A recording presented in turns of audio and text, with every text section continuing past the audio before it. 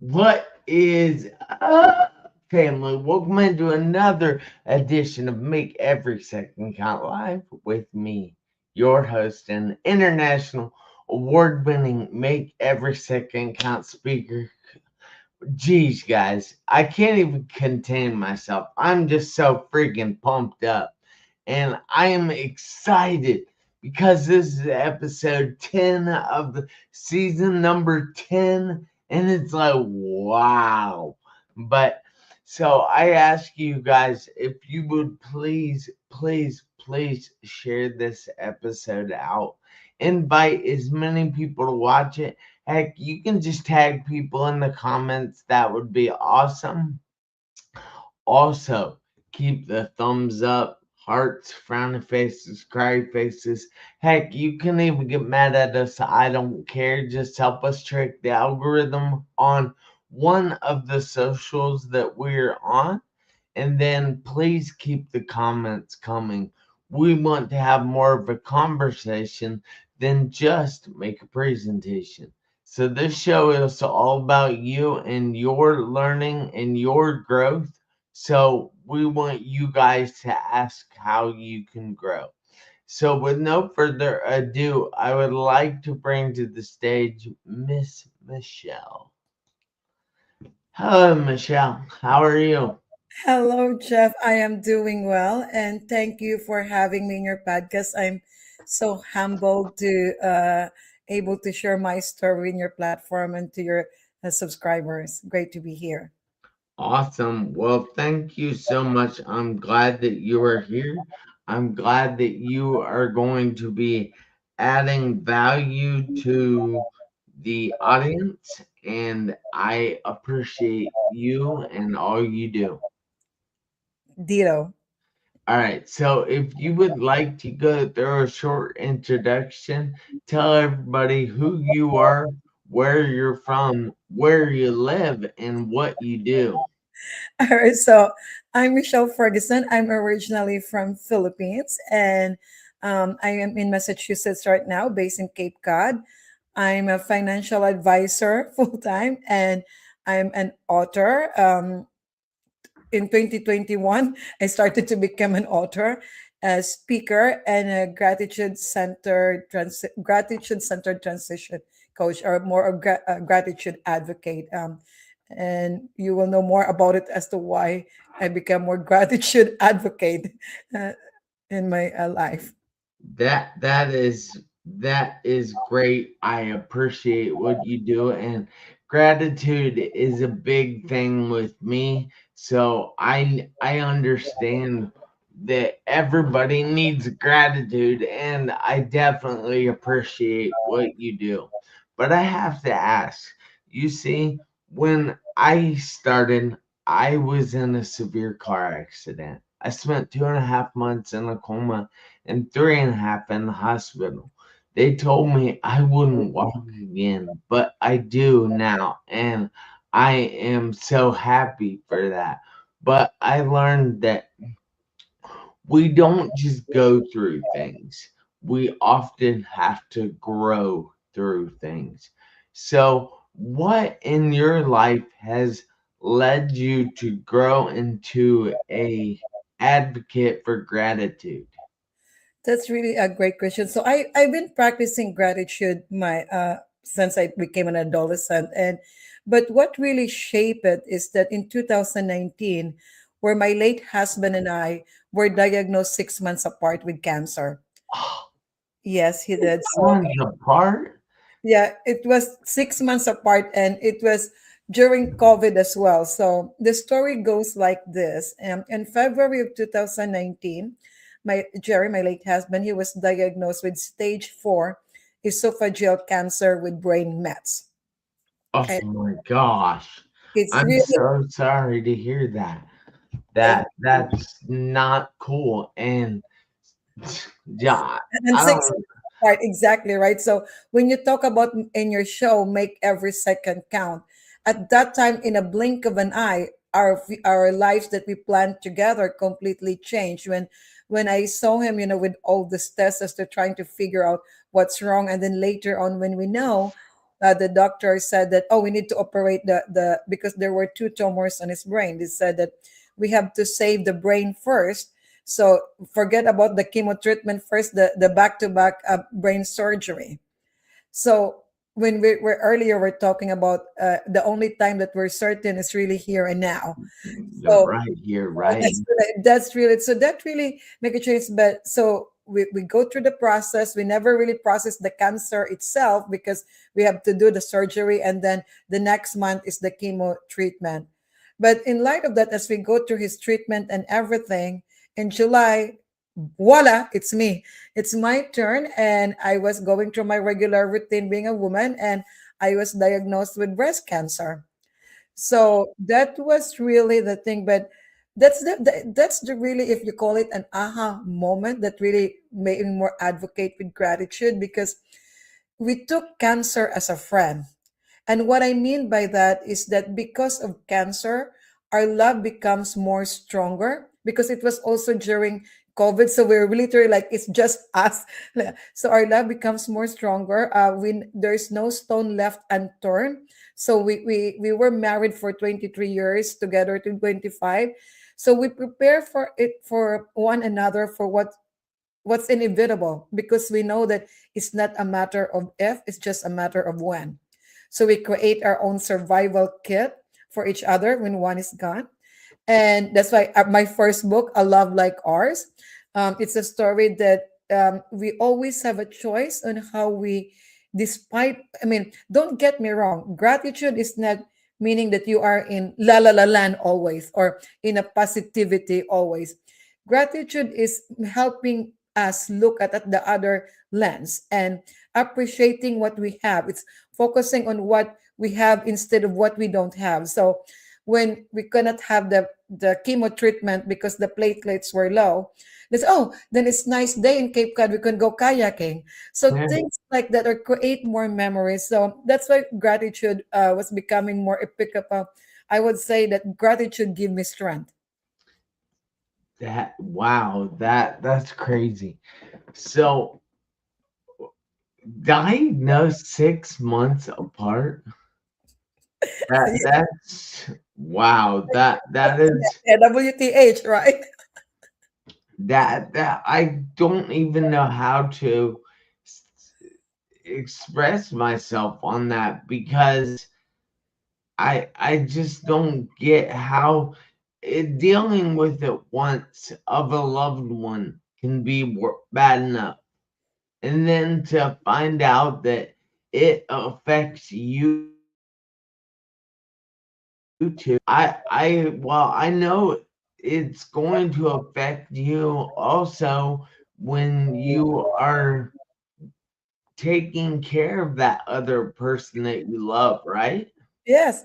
And the thing, when you are as a caregiver, and I could speak, I guess, to the caregivers that are share this experience, when you're taking care of someone, be it a chronic illness, your loved one, your parents, cancer, Alzheimer, you actually, the grief actually starts there. It doesn't start when they die. It starts when you're taking care of someone, because slowly you're losing that part of them. Like I've seen my late husband not being able to drive already, and then when the second brain surgery happened, like his short-term memory is gone. So all those things, so you're losing a little bit of business, and you grieve on that one. So that's we called anticipatory grief, and it takes a toll on you too, as you know, not only mentally but emotionally as well. You get trained. So hats off, but I know it's not easy. I've been through that shoe. So when I was thinking about, no one give you a roadmap for life. Here, be a caregiver, and then, oh, by the way, you're also going to be a cancer patient, and then couple of years after, oh, now you're a widow. So, Wow. So, man, that is crazy. I'm sorry that you had to go through all this, but without sounding too much like a TED talk, did these experiences, the experience of your husband being diagnosed with cancer, and then you watching him battle that for 6 months, and then being diagnosed. yourself and having to deal with all that over for you. That 2.5 years. that's crazy. But did you learn anything from those experiences? What I learned from those experience is that how resilient human being I am, how also strong, I mean strong, and also how kind people are, and strangers are, and there's kindness, and I always say that I get help a little, I get by with a little help from my friend. And what I meant by that is that it was during COVID, right? So even friends that wants to help, because again we are immune compromised, they cannot even come, and at that time it started, there was no vaccine or what have you. So but the constant Zoom, the video calls, the at that time Skype was still available, now it's not. So all this checked in really help.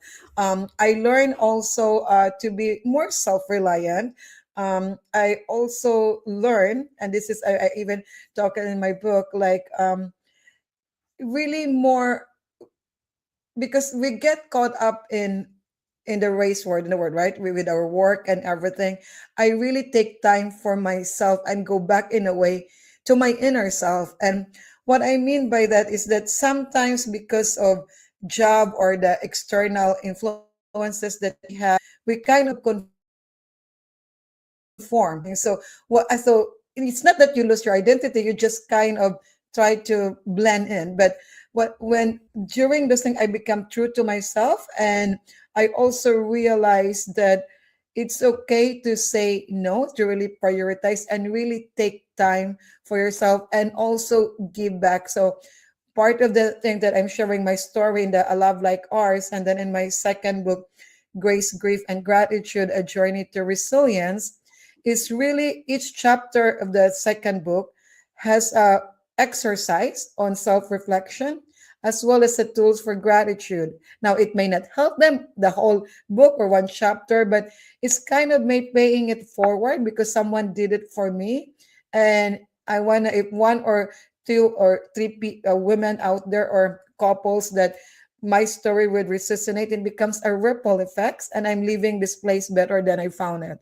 That is profound. So I know there that Inky Johnson, who is a motivational speaker, always talks about leaving the place better than he found it. And I like the he talks about an airplane bathroom. They're small, they're tiny, but he always wants to leave it better than it was when he arrived in it. And that is something that is powerful, and it's cool that you thought of doing that while you were going through such a profound journey. I think it goes back to my Girl Scout days. When the scouting days, when you're going to camping, and you're like, okay, Michelle, leave this place better than you found it. If you want those brownies, with a Girl Scout. And now I'm dating myself with a Girl Scout, right? So that's really like it's drained to my brain. It's in my DNA, and then along the way, of course, you get caught up, but that was I mean by it brings back the inner child in me, the Michelle, or what my friend said, the real Michelle, or it's real. Yeah, I like that. I have a saying, and I actually have this saying on shirts. It says, "You have never been through anything." And then on the back, it says, "That you didn't live through."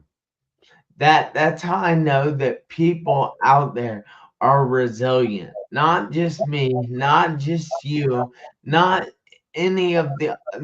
just any of the other guests that I've had on here, but every person is resilient.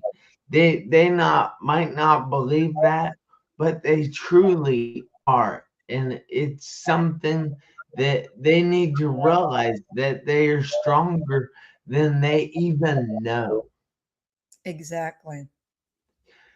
So I have to ask because I am curious. So, well, I see a map behind you, and it looks like it has pins or colors on it. Can you explain a little bit of that? We don't have kids. So the way we celebrate life or milestone or birthdays, anniversaries is that we travel. We love to travel and we love the experience. And when we travel, we stayed, we don't travel like in a fancy hotel. We really budget also. So we plan it ahead. So and we use points, so we'll just pay taxes and we stayed at Airbnb or a local, so really to have the local flair, to learn the culture and everything. So the green are the places that Jerry and I would love to go still, and I leave it green. I will never change the color for that one until I go there. So, and the red were the places that he and I had been together in our 25 years of being together. So it's not just, so that's 25 years in the background there, okay? Wow. And the white are there's white there. I will just do like this. Are the Mhm. places that were green before, and it's white because I went alone without him. Oh, So that's after his passing. So it's almost 5 years since he was gone. So that's really the last 5 years of the travel. Then I added a yellow, and the yellow is the places that, because as married couple, right? You compromise as to what you wanna do. It's a working relationship. So there are some cities, some countries that Jerry doesn't want to go, that now that I can go by myself, I put yellow there, and then when I go, it will change it to blue. So there will be four colors in the map later on, and yeah. that is so cool. And I like the fact that you are actually taking the time to put that on a map. And it's cool because I've been so many places that I don't even realize that I've been. And I think so many people out there have so many experiences that they don't even realize they have had because we are always stuck in our phones or taking pictures or not really paying attention. And I think we are on autopilot a lot. Hmm. That's why And I think I, go ahead. I'm sorry.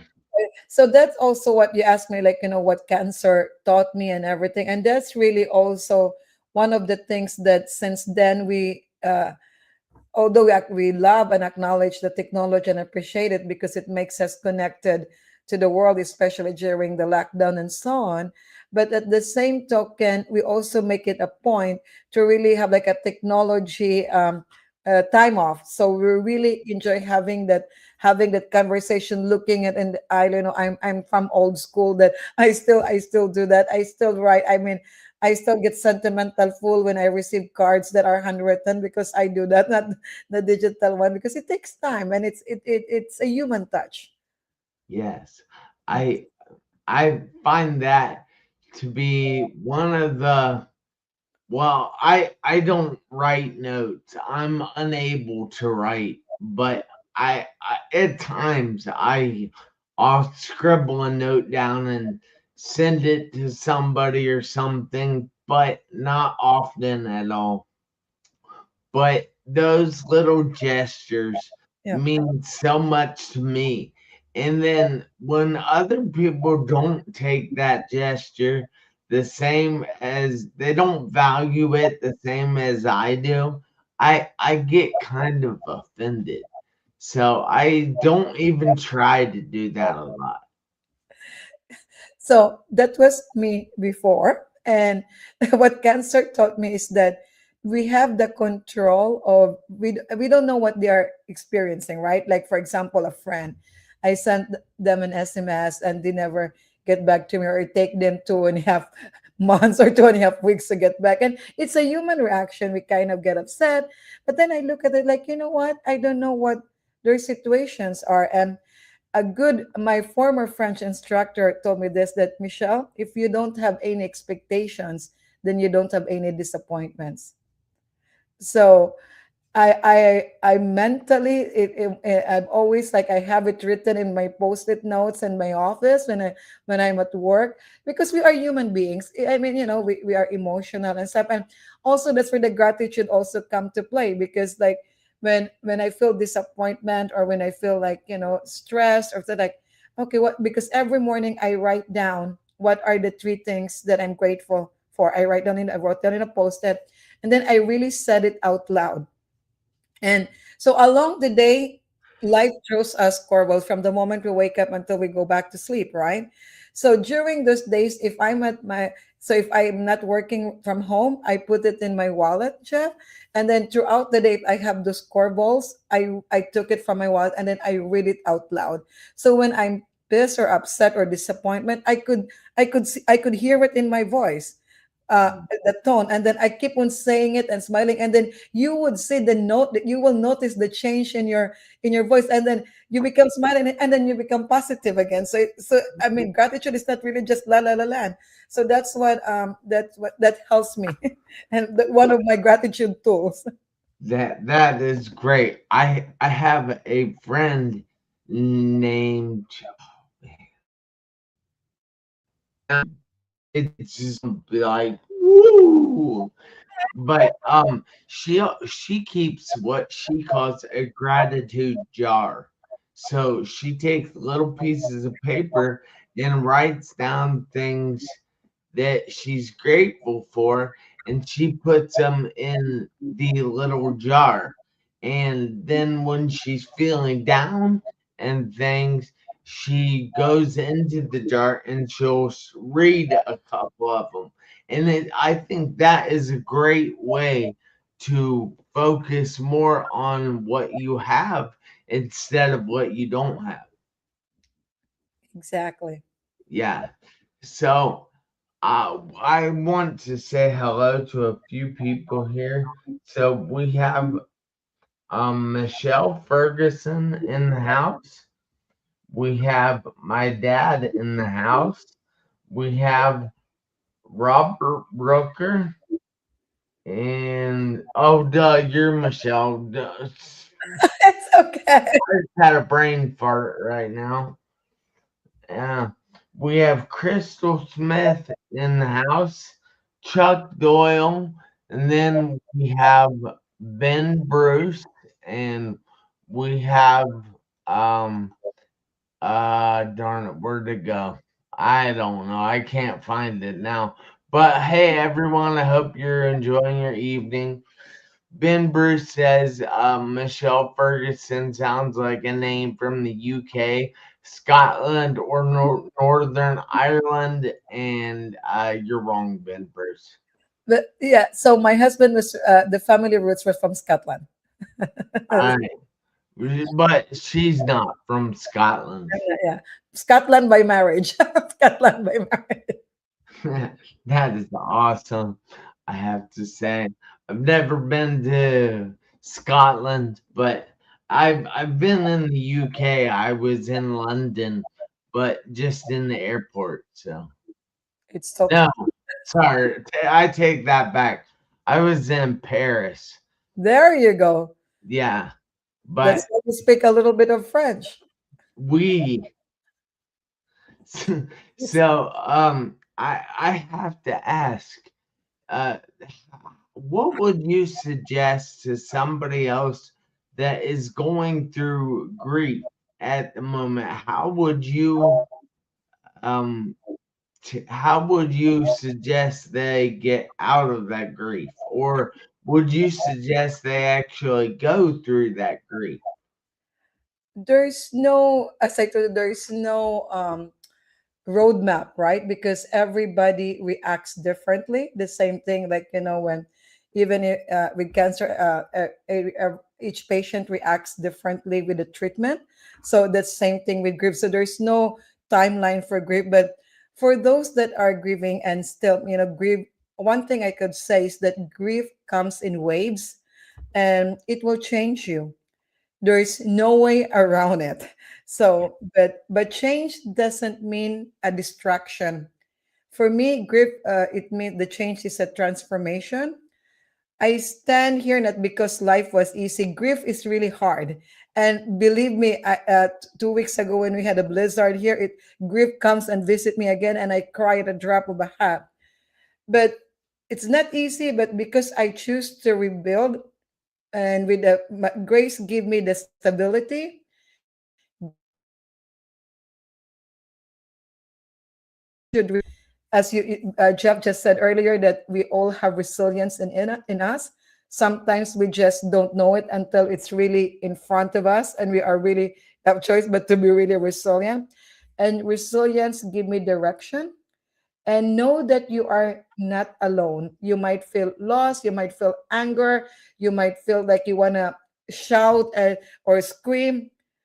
Do that. You are not alone. If you have friends, if you have someone that could make you feel better, give them the call. But hear this, it's there's no timeline for grief, and that you are not broken, and that along the way you will rebuild and you will become, and then your next chapter in life is waiting for you.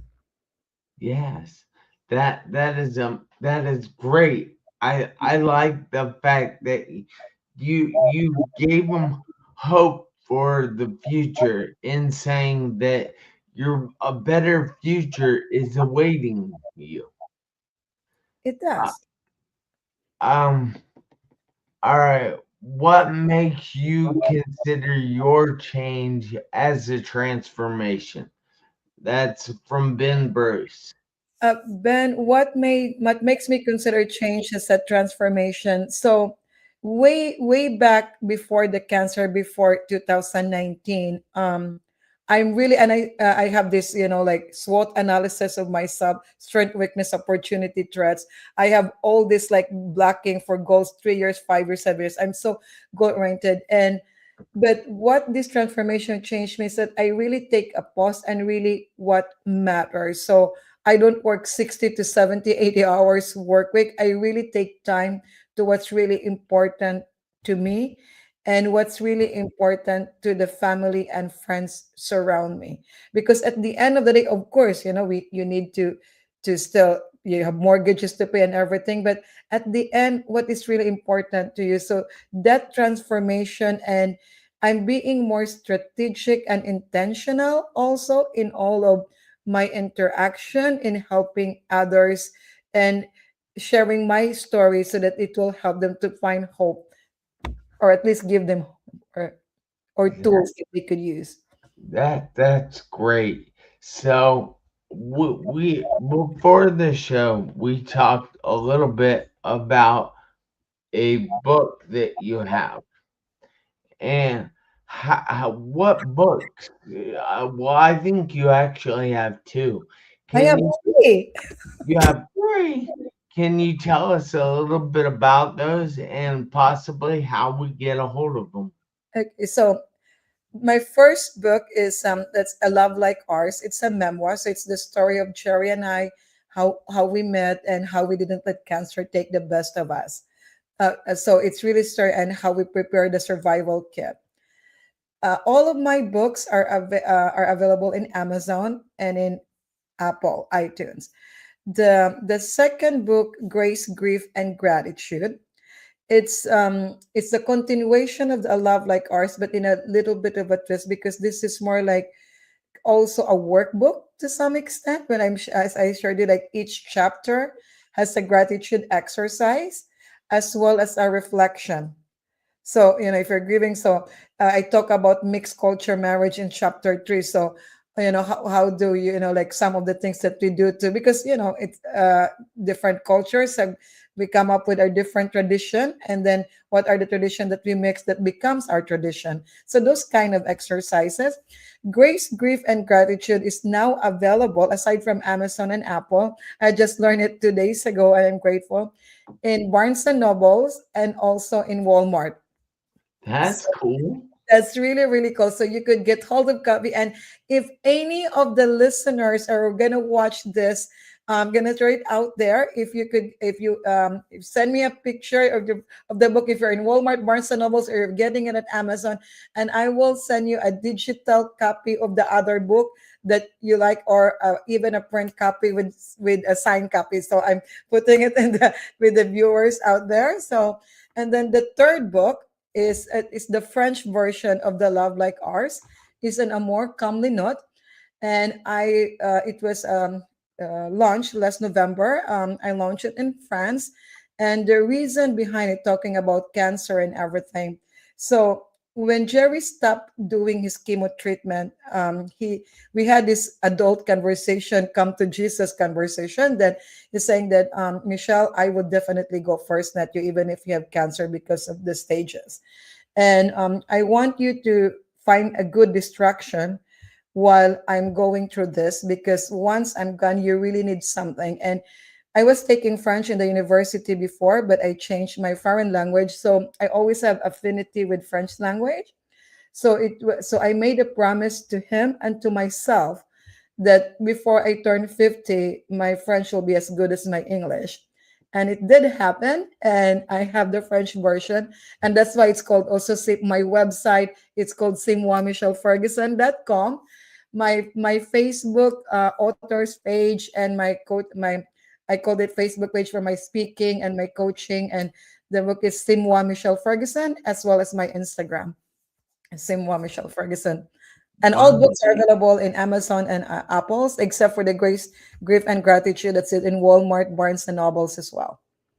Wow. You have really done a lot. Even even in the time that you had cancer, you accomplished so much. And I know we talked about you speaking French earlier. So, and Ben Bruce actually just asked us, you speak French. So, can you give us a short little sentence? Actually, can you say, make every second count in French? Okay. Alors, I could say, make every second count. Ay, ay, ay. Aton. I Can put I, you on but the I could say spot. it in a more, okay. La vie est courte, donc, tout le monde, prends du temps pour moi-même, prends du temps pour toi-même, parce que dans un seconde, la vie est disparue, comme tu veux. So, voilà. Wow. Thank you so much. I appreciate that. And I also have to say hello to one of my friends named Emily George. I haven't seen her in years and years and years. And I really appreciate her watching this. She's actually an ex-girlfriend from 6th grade. Oh my gosh. Yeah, Yeah. I won't tell her that because she's probably embarrassed by me. Watching, so she could hear you. Yeah. Well, oh well. It's all good. But Say Tanpi. I want to say thank you so much for taking the time out of your busy evening to be with me and my peeps, and we appreciate you. We really do. Jeff, thank you once again. I really appreciate the opportunity to share my story, to share to your peeps, and hopefully your peeps can come to my so to Simwa Michelle Ferguson, get their copy at the four outlets, and let's start spreading gratitude and practice gratitude in the world that right now, regardless, we really need that, and it make a change. It doesn't erase anything, but it helps us focus on what we have instead of what we don't have. Awesome. I I couldn't have said it better myself. So thank you so much, Michelle. I appreciate you. And then I also want to show you that Robert said thank you both. And then Ben Bruce said thank you, Michelle. Thank you, Ben. Thank you for your question too. All right. Well, you guys all have a great night, but I need everybody out there, including you, Michelle, to do me a favor. this week, next week, and for the rest of your life. I need you to make every second count. Why? Because you never know when those seconds will run out on your one life. That's all we get. I'll see you guys back here next Tuesday, 7 p.m. Eastern Time. And until then, you have a great week. Thanks again, Michelle. Thank you, Jeff. Thanks, everyone. Have a great evening.